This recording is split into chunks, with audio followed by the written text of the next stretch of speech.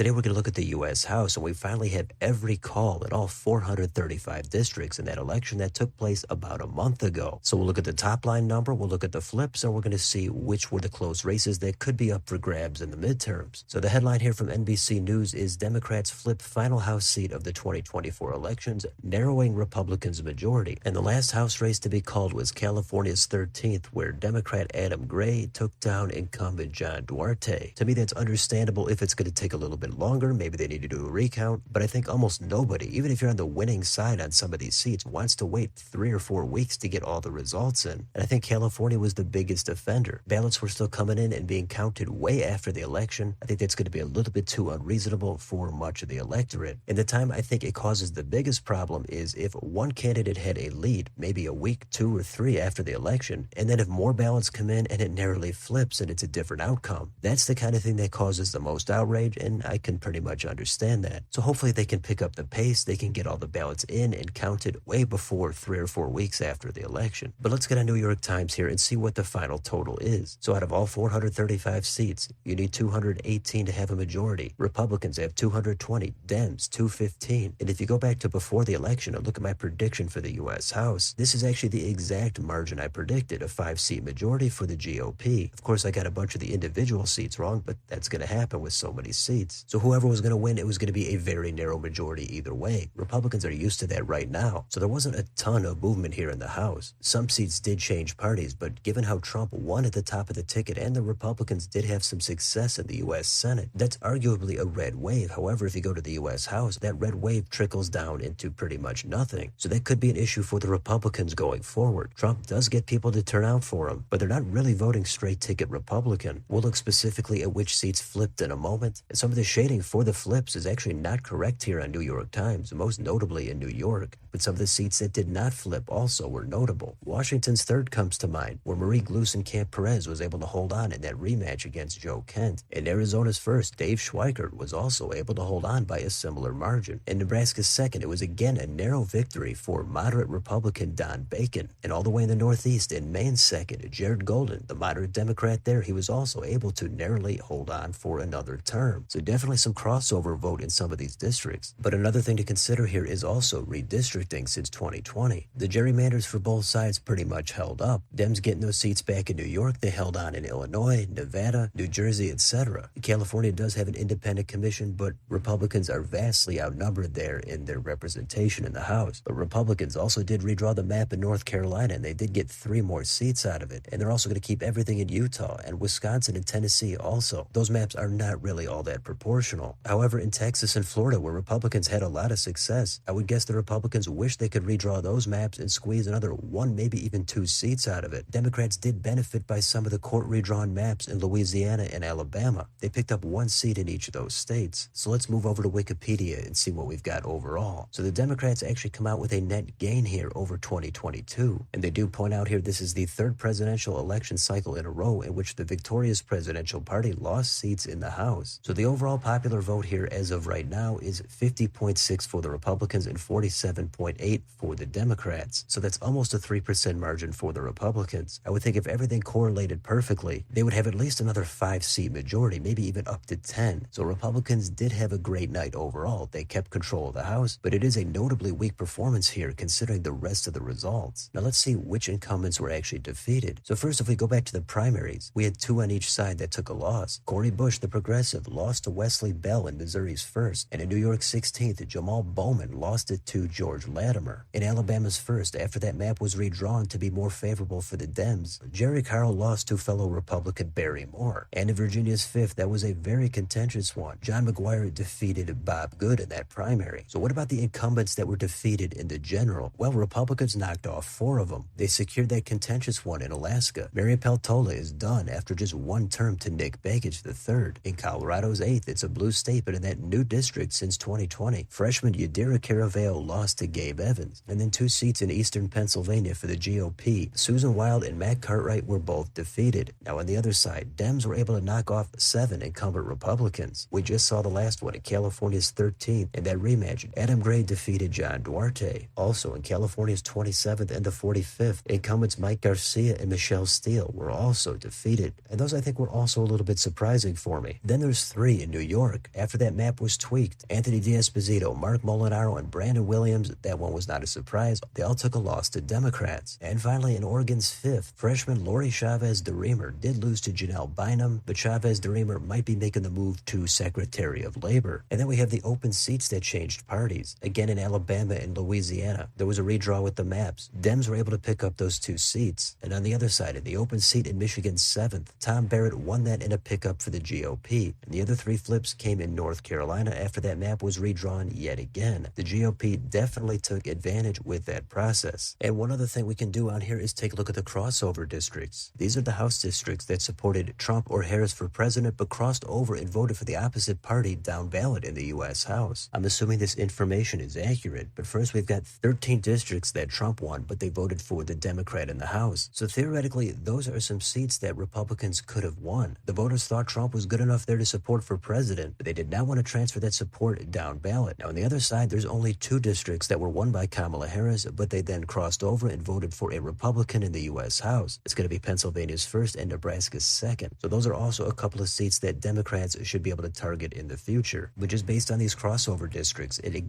looks like Republicans definitely came up short. They could have got another 13 seats if everybody voted straight ticket Republican. But at the same time, Democrats could also be disappointed because if there were 13 seats where voters supported a Democrat in the U.S. House, they would have loved to have that translate upward and go for Harris at the top. So there's always some quirks and some oddities when you look at election results. But one other thing we're going to have to keep an eye on for the incoming House, it's going to be vacancies. And on the Senate side, we've already got 2. That's going to be in Ohio and Florida. One for J.D. Vance and one for Marco Rubio if he is the Secretary of State. But in the U.S. House, we've got 3 seats that are going to be vacant. 2 of them are in Florida. The one is going to be for Matt Gaetz, who just won re-election, but then he already resigned because he was looking to become Attorney General. It kind of didn't pan out, and he technically could be reseated once the next Congress starts, but looks like he's going to move on to something else. And then Michael Waltz, also in Florida. He's looking to become the National Security Advisor. And finally, in New York's 21st, Elise Stefanik is looking to become UN Ambassador. So those are 3 seats that would be vacant, and it would be a very precarious Republican majority. Now, these are all red districts. Republicans should win them once there's a special election. In Florida, those are going to be April 1st. New York's has yet to be determined. So it's going to be really dicey there on passing some of this Trump agenda in the House. And I'm sure once we get a few months into the new administration, a lot of the finger pointing with the Democrats is going to subside, and a lot of their attention is going to turn to outrage at whatever the Republicans are doing. That's pretty much what happens in politics. The other side is usually united in their hatred and opposition of the governing party. Then the early attention is going to turn toward the midterms. And the expectation is that year should favor the Democrats at least slightly. But you never know what's going to happen. We just saw in the last midterms, Democrats did not at all do as bad as they were expected. So any seat that's within 1 or 2 points is definitely going to be on the table for each side. And anybody within 5 points, I think, could be vulnerable. So here's the list of the closest House races for each side. So it could be a short 2 years for the Republicans to control the House. Dems are going to need just a few pickups here, and they're going to have a lot of options. But if somehow the Republicans defy the trends, they've also got at least a few seats here that they could target. So incoming, it looks like it's going to be Speaker Mike Johnson again and Hakeem Jeffries as the minority leader. But in case you missed it, there was a deal that was struck to make it harder to oust the Speaker. That's going to change the threshold to vacate the Speaker from 1 member to 9. So that's likely to cement Johnson's position. But in exchange for that, there would be a drop of the proposed rule changes that aim to punish members for rebelling against the majority of the party in ways that risk grinding legislative activity to a halt. So a little bit of a trade-off there, maybe to make things go a little bit more smoothly. So I'm sure it's going to be crazy stuff. We already kind of saw the same thing in 2017. That was a Republican trifecta, and it seemed like every single day it was a frenzy in the media. Some of it obviously I think was legitimate, but of course some of it was definitely way overblown. But that's it for the U.S. House. Here again is the final map with any flips. So we finally know what we're going to be looking at for the next 2 years. And in the last election, Republicans had success in blue states like New York and California. This time they reverted back and Dems had the success there. But this time Republicans with gains in Pennsylvania and another blue state of Colorado. But Dems have gains in the red states of Louisiana and Alabama. There's a lot more I could mention about this, but I'm just glad we finally got the grand total of what happened in the U.S. House. So that pretty much concludes the 2024 election. So let me know in the comments, what do you think about any of these U.S. House results? Do you think the Republicans should have gotten more considering how much success they had in the Senate and for president? And do you think Dems are poised to at least gain control of the House in the upcoming midterms? Let me know down below on your way out. Don't forget to like, share, and subscribe. Join if you'd like to support the channel. Thanks for watching, and I'll see you next time.